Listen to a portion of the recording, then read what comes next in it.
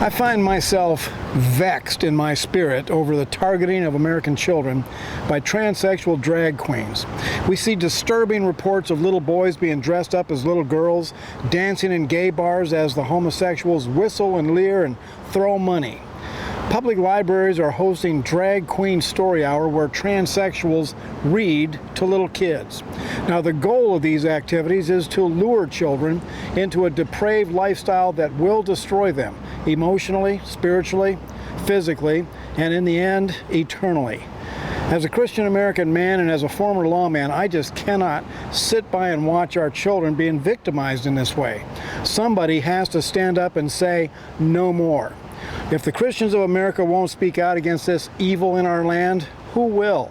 What kind of a nation hands its youngest children over to such people? What kind of a church silently watches such evil? I believe that we Christians have a biblical mandate to come out from behind the church doors to get into the fray. Now, the first century courts tried to silence the apostles of Christ, and their answer was simple but powerful. They said, we must obey God rather than men. James 4:17 tells us that whoever knows the right thing to do and fails to do it, for him it is sin. John the Baptist is our example. He took on King Herod publicly for all the evil he had done, and specifically for the king's sexual sin. Well, sexual sin is sweeping America like the Black Plague, and the cure is the cross of Christ. First and foremost, we must proclaim the gospel message everywhere that this evil is being practiced. Somebody needs to defend the children from the predators. Somebody needs to challenge the parents who expose their children to evil. And government officials who aid and abet this child abuse also need to be publicly challenged. I see a lot of children endangered, and I see no coordinated effort to fight back. 2 Timothy 1:7 says, for God gave us a spirit not of fear, but of power and love and self-control.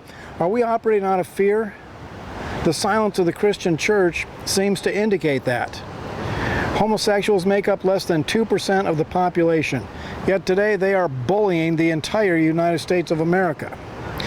Well, I believe that if Christian men and women step out in faith and in the spirit of power and love and self-control, millions of concerned Americans will rise up to stand with us.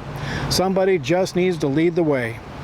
I need to know how many men and women out there are willing to be a part of a bold Christian mission to defend the children against this malevolent evil. How many of you would actually stand publicly against the monsters? Send me a note at bill@wildbillforamerica.com. We need to do this, people. Thank you for watching, and America bless God again.